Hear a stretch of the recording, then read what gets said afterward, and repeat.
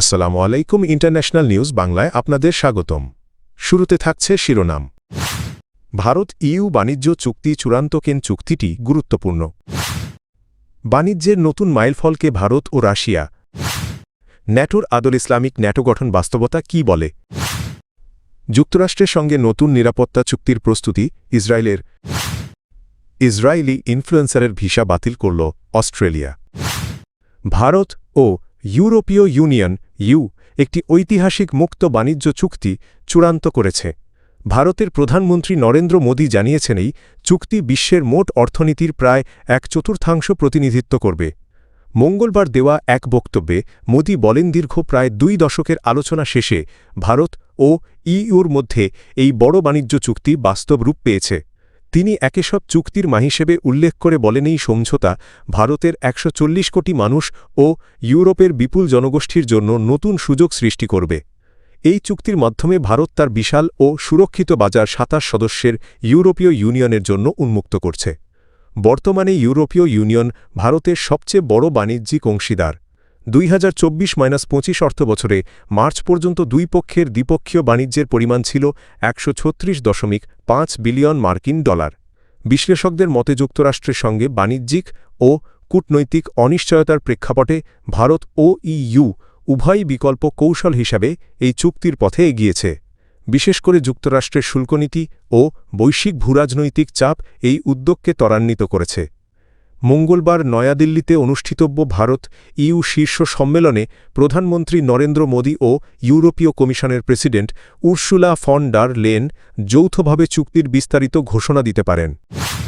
ভারত ও রাশিয়ার মধ্যকার ঐতিহাসিক বন্ধুত্ব নতুন মাত্রা পাচ্ছে।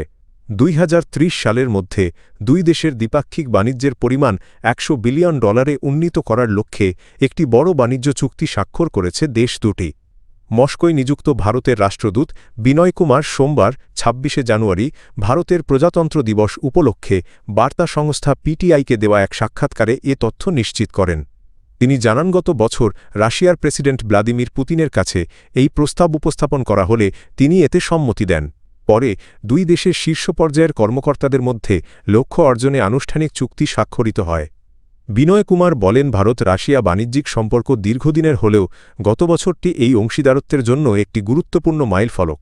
নির্ধারিত লক্ষ্যে পৌঁছাতে প্রয়োজনীয় উদ্যোগ ইতোমধ্যে নেওয়া হয়েছে এবং বাণিজ্য সম্প্রসারণে নতুন খাত ও পণ্যের সংযোজন করা হচ্ছে। তিনি আশা প্রকাশ করেন এই চুক্তির মাধ্যমে আগামী বছরগুলোতে ভারত ও রাশিয়ার অর্থনৈতিক সহযোগিতা আরও গভীর ও গতিশীল হবে।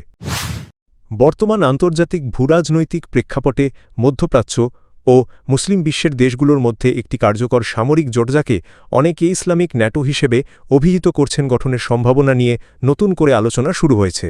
বিশ্লেষকদের মতে পশ্চিমা সামরিক জোট ন্যাটো যখন অভ্যন্তরীণ মতপার্থক্য ও যুক্তরাষ্ট্রের সাবেক প্রেসিডেন্ট ডোনাল্ড ট্রাম্পের কঠোর অবস্থানের কারণে চাপের মুখেক্ষণ রিয়াদাঙ্কারা ও ইসলামাবাদের মধ্যে বাড়তে থাকা প্রতিরক্ষা সহযোগিতা মুসলিম বিশ্বে একটি নতুন কৌশলগত মেরুকরণের ইঙ্গিত দিচ্ছে। আন্তর্জাতিক গণমাধ্যম ও রাজনৈতিক বিশ্লেষকদের ধারণা প্রস্তাবিত ইসলামিক ন্যাটো মূলত সৌদি আরবের নেতৃত্বে গঠিত 43 দেশের ইসলামিক মিলিটারি কাউন্টার টেরোরিজম কোয়ালিশনের একটি সম্প্রসারিত ও শক্তিশালী রূপ হতে পারে। গত বছর কাতারে ইসরায়েলি হামলার পর অনেক আরব দেশ তাদের নিরাপত্তা নিশ্চিত করতে যুক্তরাষ্ট্রের ওপর নির্ভরতা কমানোর দিকে ঝুঁকেছে। এই প্রেক্ষাপটে 2025 সালে সৌদি আরব ও পাকিস্তানের মধ্যে স্বাক্ষরিত কৌশলগত প্রতিরক্ষা সমঝোতা এবং তাতে তুরস্কের সম্ভাব্য অন্তর্ভুক্তিকে একটি নতুন সামরিক জোট গঠনের প্রাথমিক ধাপ হিসেবে দেখা হচ্ছে। ইসরায়েল যুক্তরাষ্ট্রের সঙ্গে একটি নতুন 10 বছর মেয়াদী নিরাপত্তা চুক্তি নিয়ে আলোচনা শুরুর প্রস্তুতি নিচ্ছে।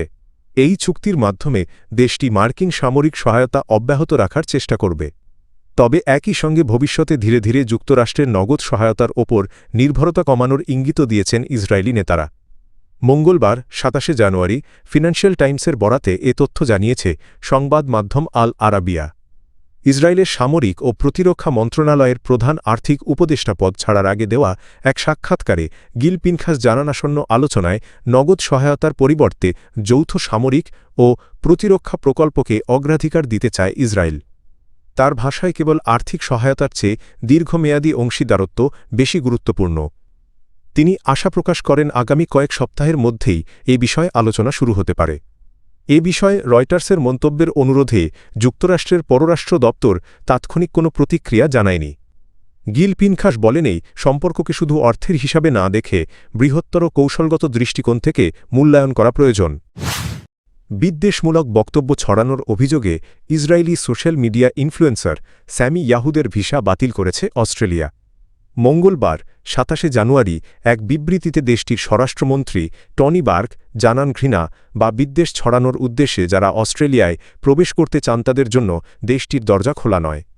ইসরায়েল থেকে অস্ট্রেলিয়াগামী ফ্লাইটে ওঠার মাত্র ৩ ঘণ্টা আগে স্যামি ইয়াহুদ জানতে পারেন তার ভিসা বাতিল করা হয়েছে। তিনি মূলত ইসলামবিদ্বেষী কন্টেন্ট প্রচারের জন্য পরিচিত।